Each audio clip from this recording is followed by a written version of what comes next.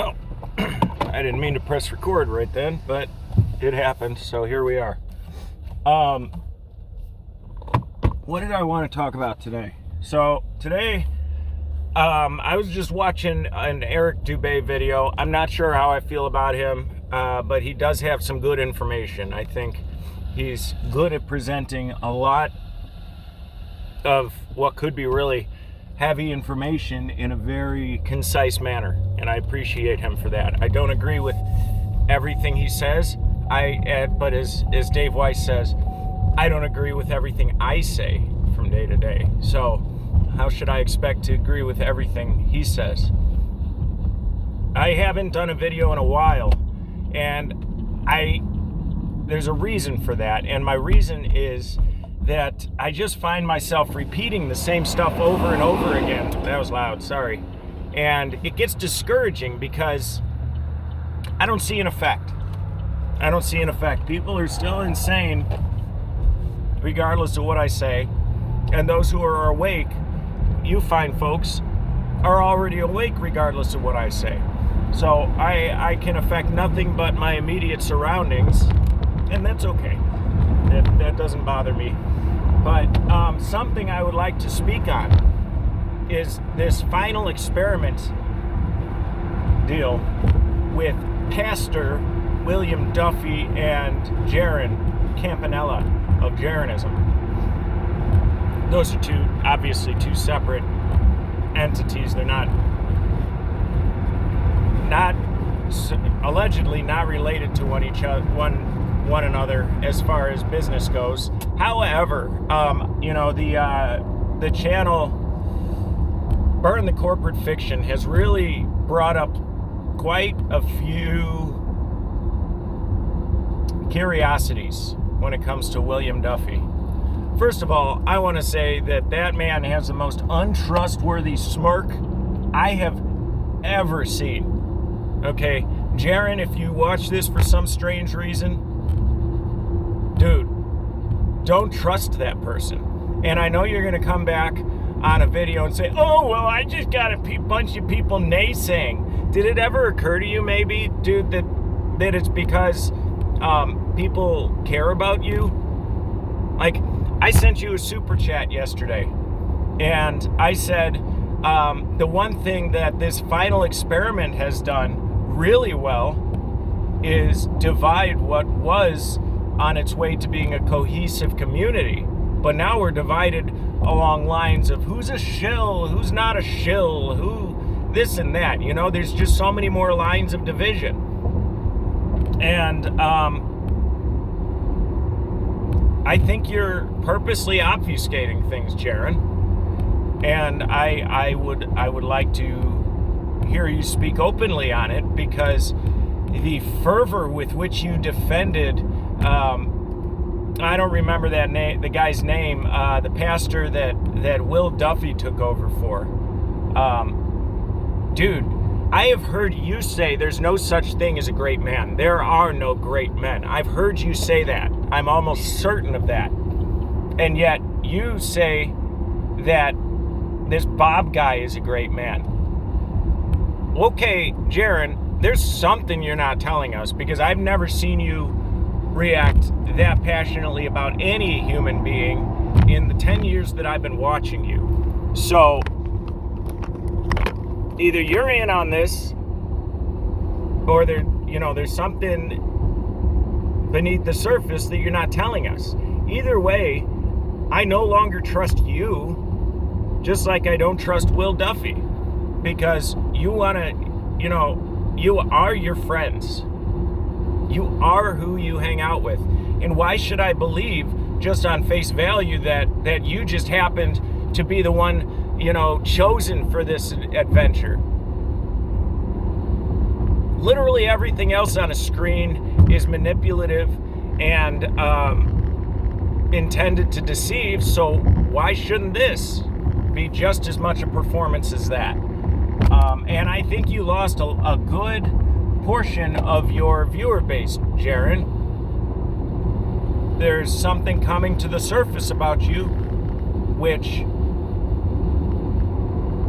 it appears to be untrustworthy. And when I sent you that super chat, dude, you couldn't even be bothered to say my name when you answered. You know, people who pay for your life, for your existence, and you can't even be bothered to say thank you. You just scoffed. You just scoffed as though I was some asshole troll. Dude, I'd watch your hubris, bro. I'd watch your ego and your hubris, because you are, if you're not in with Will Duffy, you are a prime candidate to be taken advantage of.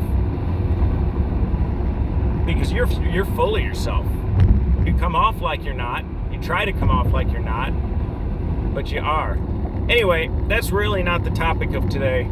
So my ex-wife's grandmother is in the process of dying, as we call it here. And I had to, my ex-wife did not explain to my children about death. And that's never a great thing to have to explain to young kids. But I did find a good way of describing it, and I hope maybe, I'm sorry if it gets loud, it's way too hot in here for me to keep the windows up. I thought maybe I'd share the way I described it, because it seemed to make a lot of sense to me. So when we see a snake shed its skin, we don't grieve for the skin, do we? When we find a cicada shell on a tree, we don't grieve for the shell. We rejoice that does anybody really rejoice? But we could rejoice that the cicada and the snake have found a new skin or a new shell. Such is the way with humans. When we perish, it is but our shell that is being discarded. It is but us shedding a skin. And I think that is really important to remember, because we don't go away. Energy cannot be destroyed. You are energy. You are vibrations. And you will continue in one way or another throughout time, because time doesn't exist and everything is now. However, in order for you to perceive it, you need to separate it into digestible portions. Wow, that was a lot, wasn't it? But my point was, don't fear death. Don't fear death. The second you die, you're born again. And that's if death is even real. I've had some experiences where I know that I died. I mean, there's no way I could have lived through these situations, and yet the next second I find myself continuing on as though I had never experienced that circumstance. This is an unexplainable world, not bound by physical laws, and I think we deplete its greatness and its majesty when we try to tie down this experience to physical laws. Now, of course, there are what we call laws, because otherwise you wouldn't be able to perceive anything. There would be nothing to compare to the last moment. So we need something to be cohesive. And the way we do that is by channeling reality's vibration through these things called physical laws, the laws of thermodynamics and such. By those, we are able to perceive and be part of this reality. That doesn't mean that this reality is bound by them. It's kind of like your heart gives off an energy that is, it goes 3 feet beyond you. So,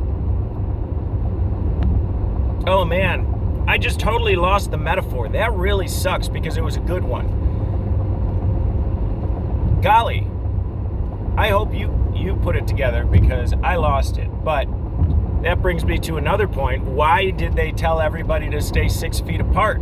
Well, that's because your heart's energy field, for lack of a better term, could no longer interact with your neighbor or your companion's energy field, or the person in the store next to you. I gotta go, guys.